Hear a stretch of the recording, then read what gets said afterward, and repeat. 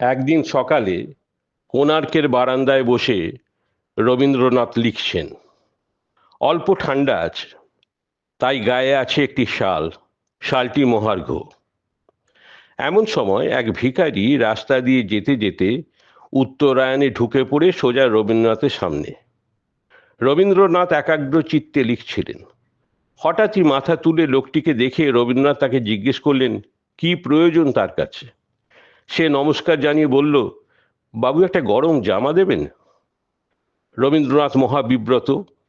কাউকে কিছু দেওয়ার ব্যাপারে জিম্মাদারি বৌমা প্রতিমা দেবীর। রবীন্দ্রনাথ শশব্যস্ত হয়ে বললেন, তুমি ওদিকে গিয়ে বৌমার কাছে চাও, উনি তোমাকে গরম জামা দেবেন। সেই মতো অচেনা মানুষটি গিয়ে তার আর্জি পেশ করলো প্রতিমা দেবীর কাছে। প্রতিমা দেবী তাকে আশ্বাস দিয়ে বললেন, তুমি একটু দাঁড়াও, আমি এনে দিচ্ছি তোমার গরম জামা। প্রতিমা দেবী বাড়ির ভেতর ঢুকে কাজে কর্মে এমনই ব্যস্ত হয়ে পড়েছেন যে বাইরে একটি লোককে দাঁড় করিয়ে রেখেছেন সে কথা বেমালুম ভুলে গেছেন। ভিখারি অনেকক্ষণ দাঁড়িয়ে রইল। শেষে সারা শব্দ না পেয়ে ফিরে এলো রবীন্দ্রনাথের কাছে। তিনি জিজ্ঞেস করলেন, কি ব্যাপার, পেলে না? না বাবু, আমাকে দাঁড়াতে বলে মা ভেতরে চলে গেলেন, আর এলেন না।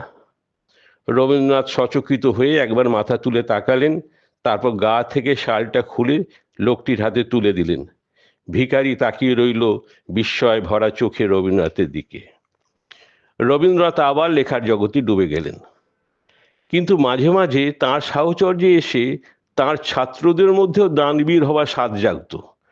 প্রমথনাথ বিশি তার এক সরস বর্ণনা দিয়েছেন। একদিন দুপুরবেলা, সেই সময় রবীন্দ্রনাথ প্রমথকে বিজ্ঞান পড়াচ্ছেন।